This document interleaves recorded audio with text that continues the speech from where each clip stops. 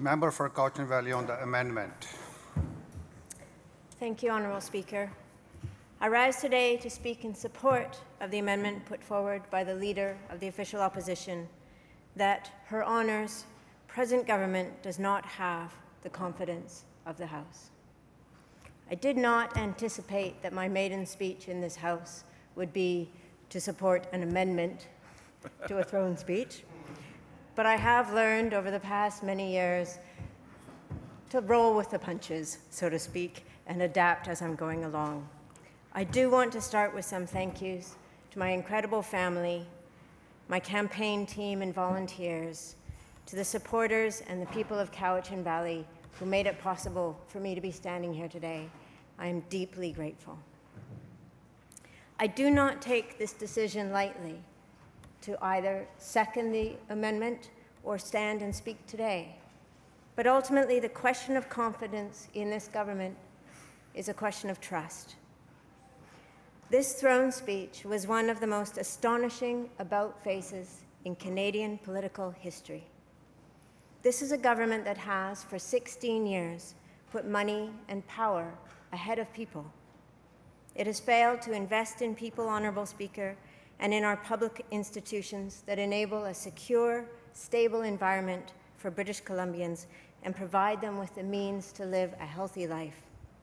For example, on education. This government has told an entire generation of children to wait until they have enough money to make necessary investments in education.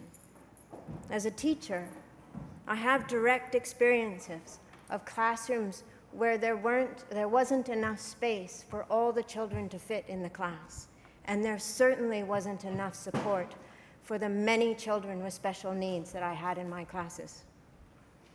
Without the tax cuts that this government imposed, they would have been able to make those investments for these last 16 years. And that generation of children wouldn't have had the larger class sizes and the fewer resources that they had to deal with. As recently as this past election campaign, we were criticized, even mocked by BC Liberal candidates. We were told that we were naive and out of touch with reality, that BC couldn't afford our promises, that our vision for BC wasn't realistic. It's more than surprising, then, to suddenly see this government embrace so many aspects of our vision and claim that it can all be done. Actions speak louder than words, and we have seen this government showing its priorities and its values through its actions for the last 16 years. And now this government has done an about-face and determined that we can, in fact, afford all these things. To now put so many of the commitments outlined by the Greens and the BC NDP platforms into the throne speech to effectively buy our support after 16 years of intransigence on these issues is to demonstrate the same cynical approach to politics that puts the pursuit of power at all costs ahead of principle. In the 2017 election, the BC Greens ran on a new vision for British Columbia that is guided by 3 core tenets.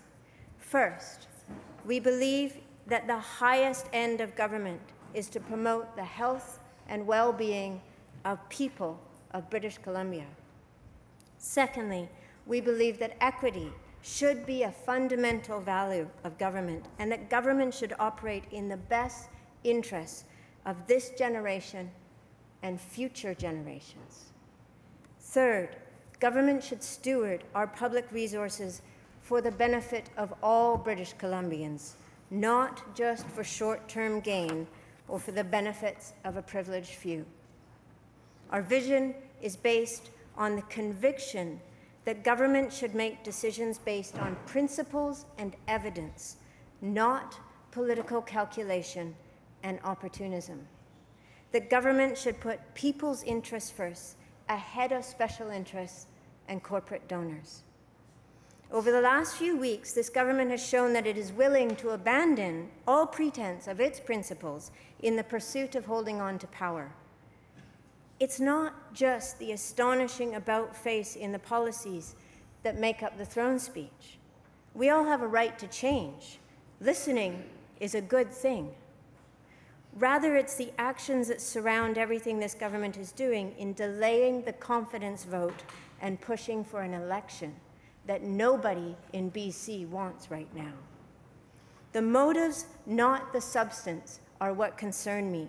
For if the motives are simply about the pursuit of power at all costs, then one cannot have confidence that this government will stick to its newfound principles when the going gets tough.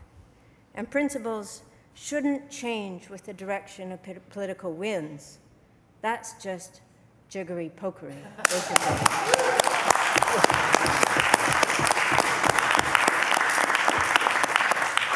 That was especially for Brother Bill.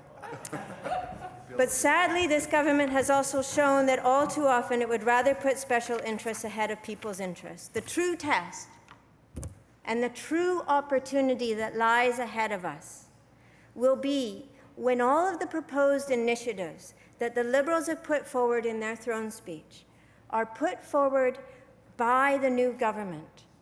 The Liberals will then have a choice to make. Will they support the legislation, as they say they will do today, or will they revert to the positions they've held for so many years and oppose it? I want to trust the BC Liberals, but it will take more than words to make that happen. It will take action. I have a lot of experience with the words of this government, words that did not match the reality that I and my community were experiencing. I know this from personal experience in my community of Shawnigan. We spent years fighting this government simply for the right to protect our water. My community has lost not only millions of dollars, drained from the pockets of the people in Shawnigan and all through the Cowichan Valley. More importantly, we lost our trust in government. We lost our faith that government institutions were there to protect us as citizens. For over 4 years, we fought, all the while asking why the government didn't protect us, why instead it seemed to be willing to imperil us. The entire process was weighted against us, against independent scientific evidence, and against common sense. And yet, as a community, we held fast to our own principles. We stayed rooted in integrity, in honesty, and in evidence. And after 4 years, we achieved the outcome we fought so hard for. The permit that had been issued by this government, a permit that allowed 5 million tons of contaminated soil at the headwaters of our drinking watershed, a permit that has already resulted in contaminants flowing into our drinking watershed from this site, has been canceled.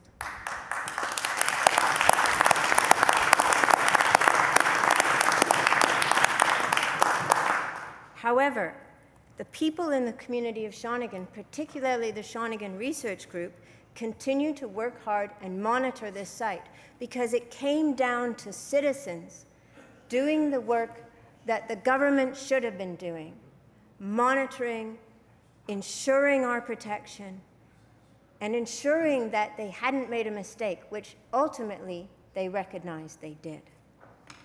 So it is with my community first and foremost in my mind as I support this amendment. The people of Shawnigan and people across BC have suffered under a government that puts political calculation ahead of principles, that ignores evidence at will, and that puts special interests ahead of people's interests. We have the opportunity today to put this kind of politics behind us, to put people back at the center of BC politics, to make decisions based on evidence, not political calculation.